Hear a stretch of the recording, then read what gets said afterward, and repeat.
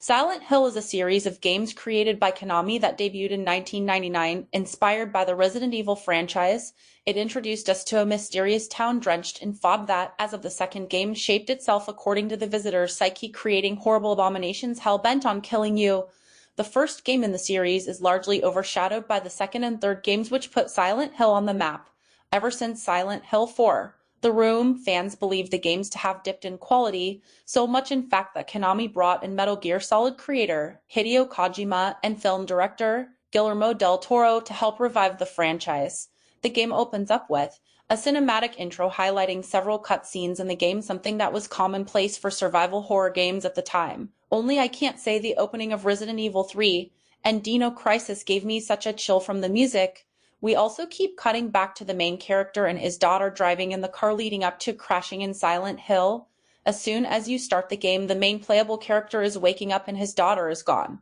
Makes more sense than vanishing into a puff of smoke on your way to a mansion. You play as Harry Manson, professional writer. Hey, he's just like me, an adoptive father of Cheryl Mason. Your goal is to find her in the foggy maze that is Silent Hill. Sounds easy enough, right? Silent Hill's controls are smoother than Resident Evil's. Eri turns a bit more naturally and can even sidestep.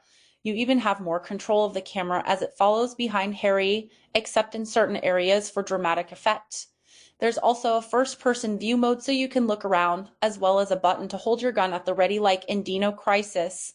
The DualShock feature is utilized by having the controller vibrate in line with Harry's heartbeat when he's low on health.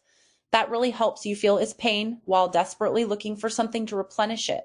Sidestepping comes in handy for dodging monsters while holding down the run button, but be careful since you can actually run into a wall. Monsters' appearances will be activated after hearing the siren in the city go off. When you hear that noise, run. Run like your life depends on it because it does. These things will come out of nowhere. Can't tell you how much I've swore already from a dog jumping me. I hate the sound of the wings of the air screamer every time I hear it. I love how explorable the city is while still maintaining that sense of isolation.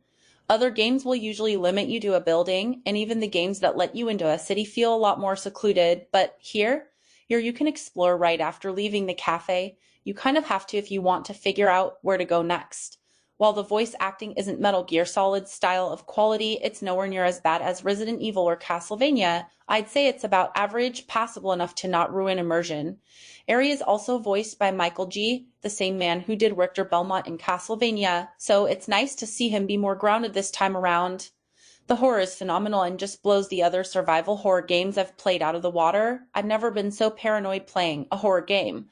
Silent Hill had me thinking I was going to get the game over when I was in Finney Alley, only to watch a cutscene play instead. You can't even turn a corner in this game without being scared senseless, and some of the enemies can't even hurt you. Eri's aim could use some work. You can be at close range with a monster and Harry will still miss a couple of shots while shooting.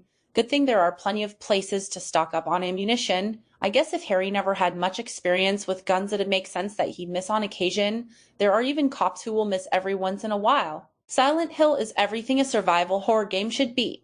Scary, suspenseful, and mysterious. If you're a fan of the genre, I definitely recommend it. Get it?